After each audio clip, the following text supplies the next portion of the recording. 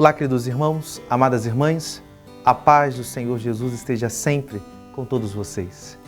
Hoje, quarta-feira, dia 13 de janeiro, estamos na primeira semana do tempo comum e nesse momento meditaremos na palavra que está no Evangelho de São Marcos, capítulo 1, versículos 29 a 39.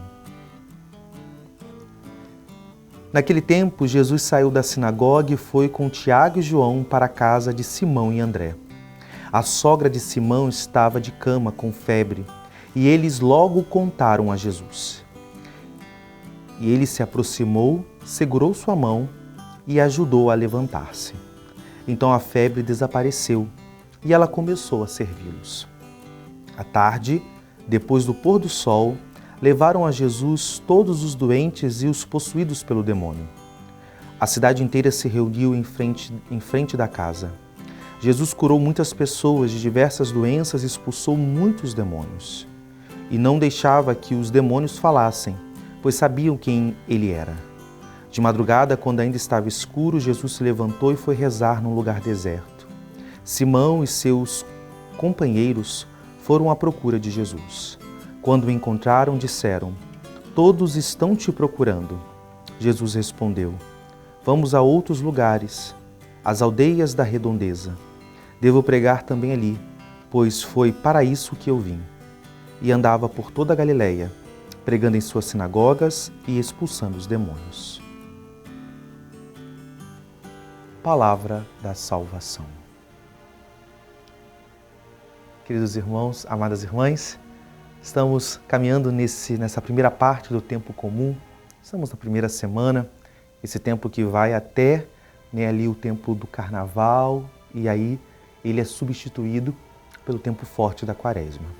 E hoje no Evangelho de São Marcos, nós temos poucos versículos, nós escutamos 10 versículos, e eles, de uma certa forma, eles dão uma síntese, né? Nós não temos um episódio específico, mas é como que Marcos ele colocasse esse panorama, né, do ministério de Cristo, né, o ministério público, e principalmente dessa intervenção misericordiosa da ação de Deus, né? Nós vemos aqui que Marcos relata para nós múltiplas curas, múltiplas libertações, essa ação de Deus, né?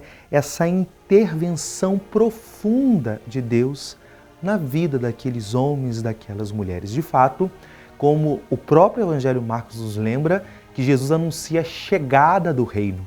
E essa chegada do reino tem, de modo muito pontual, essa expressão, né? De Deus que intervém na enfermidade, que Deus que intervém na opressão demoníaca, que Deus manifesta a sua graça.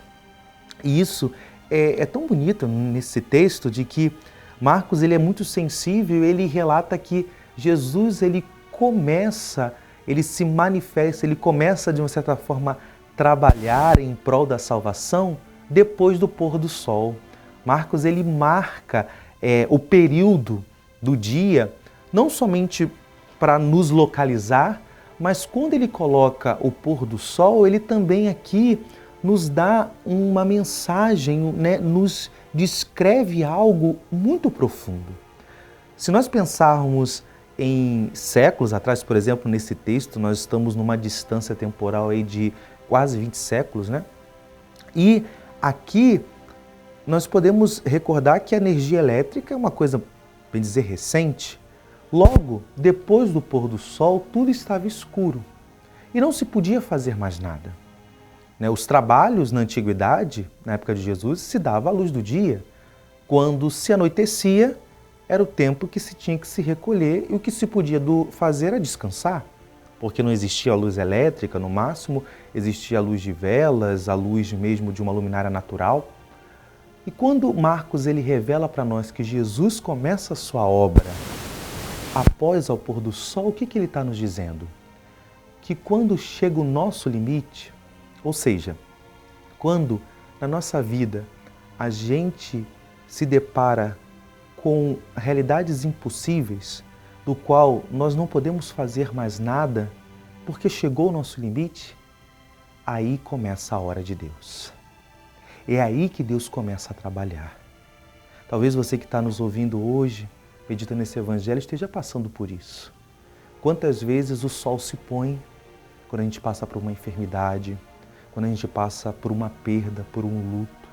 A gente se depara e a gente se sente limitado. A gente queria mudar aquela situação, mas a gente não consegue. Que bonito nós ouvirmos essa palavra, de entendermos de que quando chega o meu limite, isso não é limite para Deus. Porque Deus continua a trabalhar, mesmo que o sol se ponha. Porque as trevas, como diz o Salmo 38, não são escuras para Ele. E por isso que ouvir essa palavra é muito forte, porque todos nós passamos por momentos onde nós não sabemos mais o que fazer. E é nesse momento que somos chamados a confiar, a nos confiar no Senhor e crer, ter a esperança de que mesmo que o sol se ponha na minha vida, Deus continua a trabalhar, Deus continua a manifestar a graça dEle. Que o Senhor renove a nossa esperança nesse dia.